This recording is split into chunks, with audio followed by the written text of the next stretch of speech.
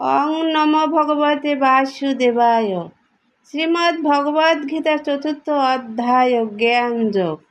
আজকে আমি 11 নম্বর শ্লোক পাঠ করব। যে যথা মাম প্রপদ্যন্তে তনস্থৈব ভজাম্যহম মম বর্তানুবর্তন্তে মনুষ্য পার্থ সর্বস্ব। অনুবাদ: হে পার্থ, যারা যেভাবে আমার প্রতি আত্মসমর্পণ করে আমি তাদেরকে সেইভাবেই পুরস্কৃত করি। তাই সকলেই সর্বতোভাবে আমার পথ অনুসরণ করো।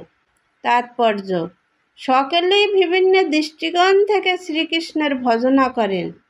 পরমেশ্বর ভগবান শ্রীকৃষ্ণকে তার নির্বিশেষ ব্রহ্মজ্যোতিতে অণু পরমাণু সহ সকল জীবের মধ্যে বিরাজমান থাকেন, কিন্তু তার শুদ্ধ ভক্তরাই কেবল শ্রীকৃষ্ণকে পূর্ণরূপে উপলব্ধি করতে পারেন।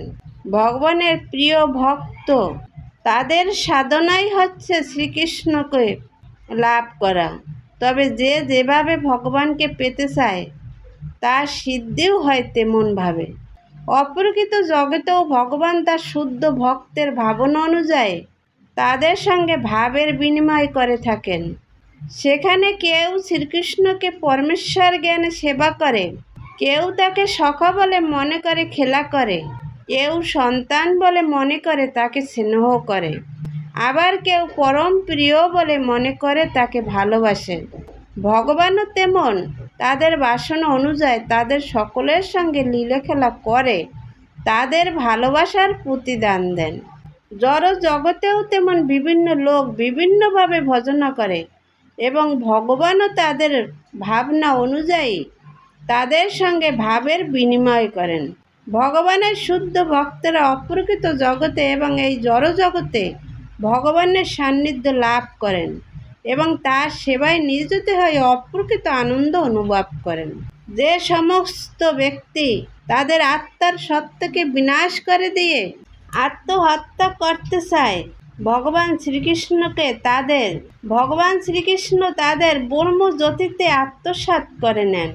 এই সমস্ত দুরাচার ব্যক্তিরা ভগবানের সচ্চিদানন্দময় রূপ বিশ্বাস করতে চায় না। তাই তারা ভগবানের সান্নিধ্য লাভের আনন্দ উপলব্ধি করতে পারে না। পরিণামে তাদের ব্যক্তিগত সত্তার অনুভূতিও বিলুপ্ত হয়ে যায়।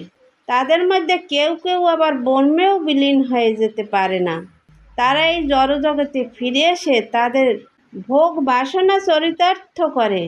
তারা অপ্রকৃত জগতে প্রবেশ করার অনুমতি পায় না, কিন্তু এই জগতে এসে আবার পবিত্র হবার সুযোগ পায়।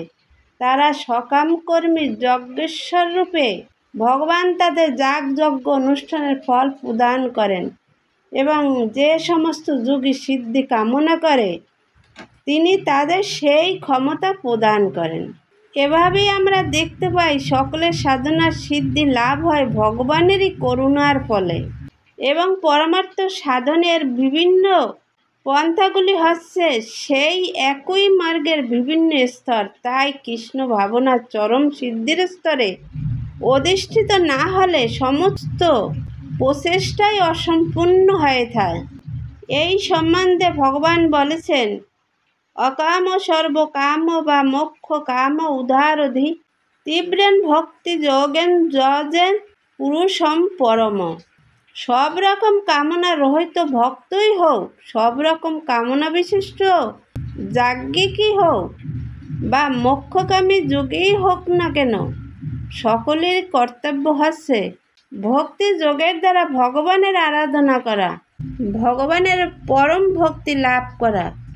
জয় গীতা। হরে কৃষ্ণ।